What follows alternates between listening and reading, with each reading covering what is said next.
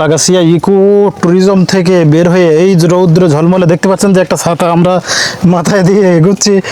এই আমরা এবার এক্সিট যে এটা আছে সেটাই আমরা এগোচ্ছি। যে যেহেতু গরম, প্রচণ্ড গরমতে এইভাবে কলাগাছিয়া যে একটা গাছ দেখছেন যে বিরল গাছ, খলসি গাছ, এই খলসি গাছের যে মধু আপনারা দেখতে পাচ্ছেন যে খলসির এই যে ফল, এই ফল থেকে কিন্তু এরপরে এটাকে ফুল, এই ফুল থেকে সংগ্রহকৃত মধু, সুন্দরবনের বিখ্যাত মধু, এই খলসি ফুলের মধু যে আমরা পাই, সেই খলসি গাছ আপনাদের দেখাতে পারলাম।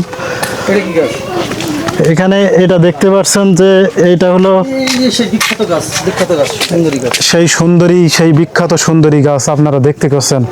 যে সুন্দরবনের সুন্দরী বৃক্ষের নাম অনুসারে এই সুন্দরবন, সেই সুন্দরী গাছ আপনারা দেখতে পাচ্ছেন অব দাঁড়িয়ে আছে এই সুন্দর বৃক্ষ, সুন্দরী গাছটা আপনারা দেখতে পাইছেন।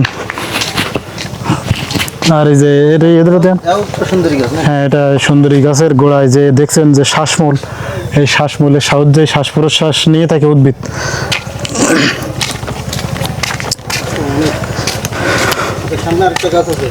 সামনে আরো অনেকগুলো গাছ আছে, বৈজ্ঞানিক নাম সহ সবগুলো দেখা যায় যে এখন জোয়ার ভাটিতে পরিণত হয়েছে, এজন্য করে এই লোনা পানি নেমে যাচ্ছে। আপনারা দেখছেন যে সুন্দরী গাছ দেখার সৌভাগ্য হলো। এবার দেখছেন যে গর্জন গাছ, এই যে গর্জন গাছটা আপনারা দেখতে পাচ্ছেন, গর্জন, এই যে লম্বা লম্বা যে আছে এটাকে গর্জন গাছ বলা হয়। সুন্দরবনের একটা বিরল গাছ গর্জন, যা সহজে সবার সামনে দেখা যায় না। গর্জন গাছের পরে এবার আছে আপনারা দেখতে পাচ্ছেন যে এবার আছে পশুর গাছ, যে বৈজ্ঞানিক নাম গাছ সহ যে পশুর গাছ, এই পশুর গাছের সামনে আমি দাঁড়িয়ে আছি, এটাকে বলা হয় পশুর গাছ। এই পশুর গাছ, এই যে গাছগুলো যে আজকে আপনাদের আমরা দেখাতে পারছি, এটা সত্যি একটা অভাবনীয় বিষয় যে পশুর গাছ দেখতে পেলাম। সুন্দরবন পশুর গাছটা কত বড় হয় আপনারা জানেন যে পশুর গাছের এখানে একটা বৈজ্ঞানিক নাম আছে, লোকার্পাস মলোসেনেসিস, পশুর গাছের নাম।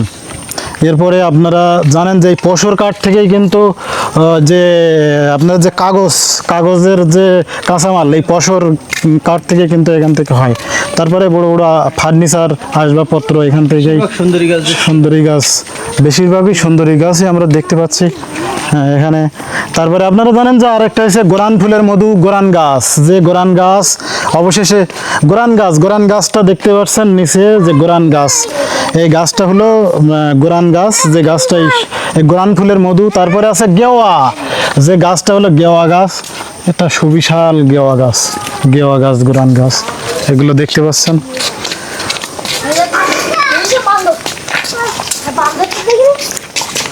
দুপুরবেলা খায়নি মনে হয়।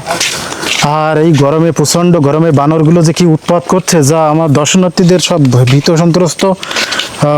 তারা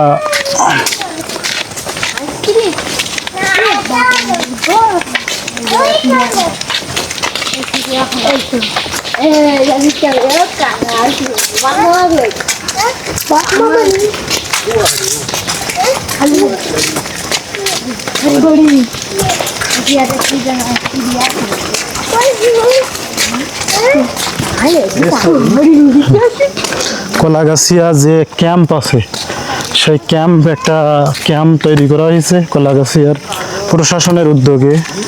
এই কলাগাছিয়া ক্যাম্পটি হলো আপনারা দেখতে পাচ্ছেন যে এখানে একটা সাতক্ষীরা রেঞ্জের কলাগাছিয়া ক্যাম্প। এই ক্যাম্প করে এখানে বন বিভাগ তাদের প্রশাসনিক কার্যক্রম চালায়। এখানে হরিণ আছে, এই বিস্কুট দেবেন ওদের কাছে।